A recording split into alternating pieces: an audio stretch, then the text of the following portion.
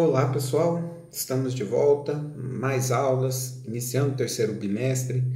Mais uma vez, praticamente certo que nós teremos um bimestre inteiro à distância, então temos que nos acostumar a essa rotina de videoaula, que não é o ideal, mas acredito que é a melhor maneira que eu tenho de passar o conteúdo para vocês e de minimizar o prejuízo que vocês estão tendo, né, com essas aulas à distância. E bem, nós vamos continuar trabalhando a química orgânica. Nessa aula a gente vai falar sobre haletos orgânicos, que é um assunto que ainda está dentro de funções orgânicas. Então, talvez vocês já estejam um pouco cansados, né, de estudar a função, identificar o que é uma função, dar nome para os compostos. A aula de hoje é nesse rumo também, mas é a última, tá? Nessa questão de funções, mas vocês vão ver que a aula de hoje ela vai ser bem simples e bem rápida, tá? Essa parte de haletos orgânicos ela é bem simples, não tem muita novidade. Primeiro, então, vamos discutir definições, pessoal. Os haletos orgânicos também podem ser chamados de compostos halogenados, derivados halogenados ou outros nomes que apareçam aí, halogenalcano. Enfim, a questão de nomenclatura existem várias, tá? São compostos orgânicos que possuem pelo menos um átomo de halogênio na molécula. Como assim um átomo de halogênio? Pessoal, se vocês pegarem a tabela periódica, essa família aqui, ó, a família 17, onde estão esses elementos de rosa, tá? É conhecido como a família dos halogênios. Então, os halogênios são o flúor, o cloro, o bromo, o iodo e o astato. Beleza? Mas aqui pra gente na química orgânica, o astato ele não vai aparecer, porque ele é um elemento, apesar de ser um halogênio, ele é um elemento extremamente raro, ele é um elemento radioativo, então a gente não costuma trabalhar muito com o astato, tá? E esse último elemento aqui, ó, ele nem existe, ele é um elemento artificial, então a gente não trabalha também. Na química orgânica, então, os halogênios são o flúor, o cloro, o bromo e o iodo. Beleza? Pessoal, como a gente viu, os halogênios são a família 17 e a família 17 é uma família que possui 7 elétrons na última camada. Como o objetivo da maioria dos elementos é ficar com 8 elétrons na última camada, para os halogênios ficarem felizes, basta eles ganharem um elétron, né? Eles têm 7, ganhando 1, eles vão para 8. Então, os halogênios eles vão ser elementos que vão fazer uma ligação química, certo? Igual ao hidrogênio. A gente já vem estudando a química orgânica e a gente sabe que o hidrogênio é um elemento que faz uma única ligação, um único tracinho. Então, como que a gente desenha esses compostos halogenados? Basicamente, você vai pegar um composto orgânico e vai trocar um hidrogênio por um halogênio. Por exemplo, nós temos aqui o metano, o mais simples dos hidrocarbonetos, né? CH4. Eu posso, por exemplo, trocar um hidrogênio por um flúor, que é o que eu fiz aqui. Tá? E aí aqui eu tenho um composto orgânico halogenado, certo? De fórmula CH3F. Eu troquei um hidrogênio por um flúor. Notem que o flúor faz uma ligação igual ao hidrogênio e é isso, beleza? A gente pode trocar um, a gente pode trocar dois, como eu fiz aqui no caso, ó, eu troquei 2 hidrogênios do composto original por 2 cloros, certo? Ou até mesmo a gente pode trocar todos, né? A gente pode ter um composto aqui, ó, como por exemplo esse CBr4, em que eu troquei todos os hidrogênios por bromo, por um halogênio. Então, ó, em termos de ligações químicas, os halogênios eles vão se comportar igual ao hidrogênio, fazendo uma única ligação. Bem simples isso, né? Em termos de nomes, tá? Pessoal, dar nome para compostos halogenados é extremamente simples para quem já sabe dar nome de hidrocarboneto. Por quê? Os halogênios, na hora de você dar nome para o composto, eles vão funcionar do mesmo jeito que as ramificações. Você vai dar o nome da cadeia principal e na frente da cadeia principal você vai colocar o halogênio, você vai indicar a posição, né, se for necessário, sempre com o menor número possível, beleza? Igual a gente faz com ramificação. E caso haja mais de um halogênio, né, hajam, por exemplo, 2 flúor, 2 cloros, você usa o prefixo di. Se tiver 3, tri, e assim por diante. Tá? Vamos fazer que o negócio fica bem mais simples e vocês vão ver, pessoal. Quem sabe dar nome de hidrocarboneto não vai ter dificuldade aqui. Por quê? Nesse primeiro caso, ó, nós temos um composto halogenado, né? Nós temos um cloro ligado ao composto orgânico. Se esse cloro aqui não existisse, tá? Ignora a existência desse cloro.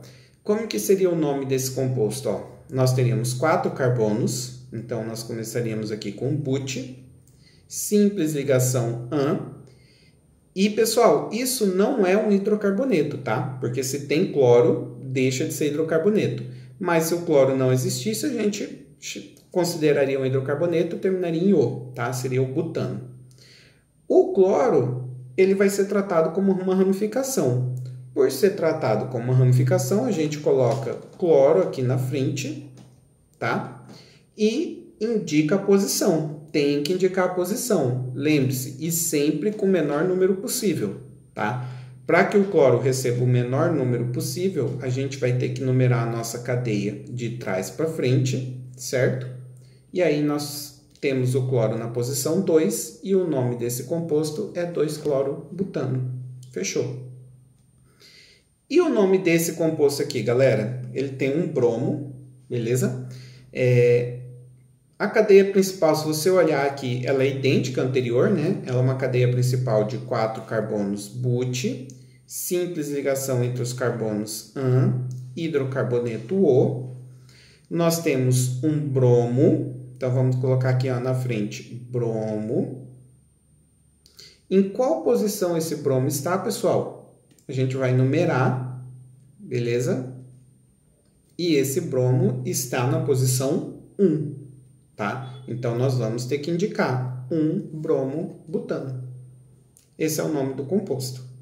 Aqui tem uma pequena diferença, né? Ramificação, ela não poderia ficar na posição 1. Halogênio pode, tá? E como ele pode ficar na posição 1, nós vamos indicar. Vamos praticar mais alguns nomes aqui. Galera, aqui nós temos uma notação que é muito comum. Aqui, ó, vocês notem que tem o halogênio, você tem o flúor, e ao invés de eu colocar ele fazendo uma ligação, né, mostrando CF, eu posso deixar ele de maneira condensada, que nem tá aí. Basicamente, esse composto é isso aqui, ó.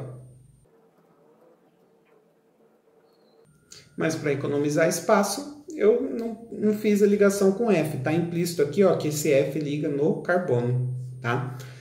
Nome do composto, a cadeia principal são 3 carbonos, então uma cadeia principal de 3 carbonos a gente chama de prop, simples ligação entre os carbonos AN e a cadeia principal no hidrocarboneto O. Então nós temos o propano. Quem nós temos ligado ao propano? O flúor, tá? E pessoal, o flúor a gente escreve assim, né? Beleza? Só que quando ele é tratado como ramificação, a gente acaba colocando o O, tá? Vai ficar fluoropropano, beleza? Então, o flúor ele tem essa sacadinha aqui de você colocar o O no final. Numera a cadeia para indicar qual é a posição do flúor. Então, notem que o flúor está no primeiro carbono. Numerei da direita para a esquerda para que o flúor receba o menor número possível. Então, tá aqui, ó, 1-fluoropropano. Esse caso aqui, ó, se vocês prestarem bem atenção, ó, nós temos dois cloros, tá? E se eu fosse desenhar esse composto, ele seria isso aqui, ó. Tá? Eu só fiz de maneira condensada aqui. A cadeia principal tem 4 carbonos. Cadeia principal de 4 carbonos a gente chama de but, simples ligação AN, hidrocarboneto para a cadeia principal O. Nós temos 2 cloros. Lembre-se que quando você repete, né, a mesma ramificação, você coloca um prefixo di. Então, eu vou colocar aqui, ó, dicloro. Certo? E esses cloros estão em qual posição? Nesse caso aqui, ó, você pode numerar de trás para frente ou de frente para trás, que vai dar na mesma, né? Um dos cloros está na posição 2, o outro cloro está na posição 3, Então, na hora de nomear, nós vamos colocar 2,3 diclorobutano. Próximo composto aqui, galera. O que acontece nesse caso? CH3, CBr2, CH3. Quando eu coloco isso aqui numa prova, experiência de quem já deu muitas aulas para terceiro ano, tá? Muita gente, na hora de desenhar um composto desse aqui, ó, faz isso aqui. E, pessoal, por favor, isso aqui está completamente errado, tá? Tem vários erros que estão sendo cometidos nisso. Por quê? Primeiro, esse carbono aqui ele não está fazendo 4 ligações, ele está fazendo 3. Se você coloca Br2, dá a entender que são 2 bromos, tá? Se você escreve dessa maneira, é como se você estivesse escrevendo isso aqui, ó. Tá? Br2 seria 2 bromos, um seguido do outro. E aqui, ó, você está cometendo outro erro, porque esse bromo aqui está fazendo 2 ligações. O bromo ele faz somente uma. Então, prestem muita atenção, pessoal. O que quer dizer esse Br2? São 2 ligações distintas com o carbono, tá? Então, ó, o carbono faz uma ligação com o bromo, depois outra ligação com outro bromo. Beleza? Então, cuidado aqui na hora de desenhar. Nada de fazer um risquinho, um Br2. É muito comum, beleza? E tá errado. Como é o nome desse composto aqui, ó? A cadeia principal tem 3 carbonos. 3 carbonos é prop. Tipo de ligação simples, AN. E a cadeia principal é um hidrocarboneto, O. Nós temos 2 bromos. Então, se nós temos 2 bromos, a gente usa o prefixo di. E qual é a posição desses bromos, galera? Os 2 estão no carbono do meio, né? O carbono numerado como carbono 2. Então, a gente vai indicar, ambos estão na posição 2. 2,2 de bromo propano. Certo? O composto de baixo. O que é esse F2C dupla CF2? Galera, então, ó, nós temos aqui, ó, uma dupla entre carbonos. E por que F2? Porque são 2 ligações com flúor. A mesma coisa aqui, ó, 2 ligações com flúor, certo? Se você prestar atenção, os carbonos estão fazendo as 4 ligações, fechou. O nome desse composto aqui, ó, 2 carbonos, et. Notem que dessa vez há uma dupla ligação entre carbonos em hidrocarboneto O. Então, nós temos a cadeia principal, que é o eteno, 2 carbonos com dupla ligação, tá? E nós temos 4 flúores ligados a esse eteno. Quando nós temos 4, a gente usa o prefixo tetra. Então, vai ficar tetra, flúor, aí a gente coloca o O, né? Fluoroeteno.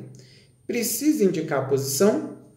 Nesse caso, não, tá? Porque se você notar, pessoal, esse composto, ele está cheio de halogênio, tá? Ele está em todas as posições. E os 4 halogênios, né? Os 4 flúor, estão posicionados nos únicos lugares onde eles poderiam estar. Então, como é impossível fazer um desenho diferente com 4 flúores, eu não preciso indicar o número nessa situação. E para a gente finalizar aqui, ó, esse composto, pessoal, se você prestar atenção, ele tem 2 halogênios, só que são 2 halogênios diferentes.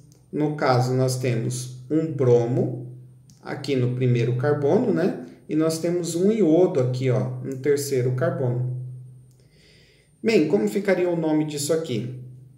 A cadeia principal tem 4 carbonos, então a gente vai chamar de but, simples ligação AN, hidrocarboneto O. Tá? Nomeamos a cadeia principal do jeito que nós estamos acostumados. Vamos numerar. E a melhor numeração nesse caso é começar pela esquerda, tá? Porque aí um fica na posição 1 e o outro na posição 3. E como que a gente vai indicar os nomes, sendo que são 2 halogênios diferentes? Nós temos um bromo e o iodo. A gente vai indicar os 2 nomes em ordem alfabética. O bromo, o B, vem antes do I, de iodo. Então, a gente começa com bromo. A gente vai chamar de 1 bromo, 3 iodo, butano. Tá? Então, caso você tenha halogênios diferentes, lembre-se de colocá-los em ordem alfabética. Certo? Galera, e aqui, ó, esses casos aqui são bem simples, tá? Aqui, ó, nós temos algo conhecido como benzeno, né? Uma cadeia fechada de 6 carbonos, alternando ligação simples com ligação dupla, e ligado a esse benzeno nós temos o cloro. Então aqui nós temos o cloro-benzeno, sem grande segredo, não precisa indicar a posição, né? Na cadeia fechada, esse cloro aqui, digamos assim, está sempre na posição 1. E aqui, ó, vocês têm que tomar cuidado, pessoal, que isso aqui não é benzeno, tá? Como é um composto fechado de 6 carbonos, mas todas as ligações são simples, isso aqui é conhecido como ciclohexano, né? Um composto fechado de 6 carbonos, porque todas as ligações são simples, o dihidrocarboneto. Quem está de fora é o iodo, então nesse caso nós temos o iodo ciclohexano. Fechou a parte de nome, turma? É bem tranquilo, tá? E aqui,